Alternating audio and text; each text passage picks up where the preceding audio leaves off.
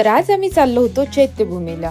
हा प्लॅन आमचा आधीच ठरला होता, कारण मला बिट्टूला घेऊन चैत्यभूमीला जायचं होतं। आता आमचं इंटरकास्ट मॅरेज आहे। आमचे धर्म वेगळे असले तरी आमचं नातं, प्रेम, आदर आणि जे पण आमचं रिलेशन आहे ते एका समजुतीवरती उभं आहे। आम्ही दोघंही आपापलं रिलिजन मनापासून फॉलो करतो आणि एकमेकांच्या परंपरेचा सुद्धा तितकाच आदरही करतो। आम्हाला असं वाटतं की बिट्टूने मोठं होताना फक्त एकाच बाजूचं नाही, तर दोन्ही रिलिजनमधलं प्रेम, संस्कार, सण, परंपरा आणि त्यामागील जे भावना आहेत त्या समजल्या पाहिजेत।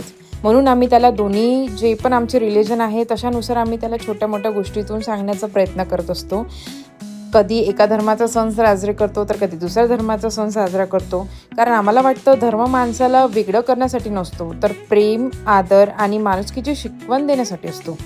उद्या बिट्टू मोठा झाल्यावर त्याने कोणता मार्ग निवडायचा हे त्याचं स्वातंत्र्य त्याला असेल, पण त्याआधी त्याला दोन्ही बाजूचं सौंदर्य, संस्कार आणि भावना समजवणं खूप महत्त्वाचं आहे। आमच्यासाठी हे इतकं इंटरकास्ट मॅरेज नाही, तर ते दोन संस्कृती, दोन कुटुंब आणि दोन श्रद्धांना प्रेमाने जोडण्याचा एक सुंदर असा प्रवास आहे। मला बरेच लोक म्हणतात की तुमची जात वेगळी असून सुद्धा तुम्हा दोघांचं बॉन्डिंग खूप चांगलं आहे, तुमच्या कास्टवरनं एकमेकांसाठी खूप जास्त अंडरस्टँडिंग आहे, एकमेकांना समजून घेतलं तर सगळंच पॉसिबल असतं।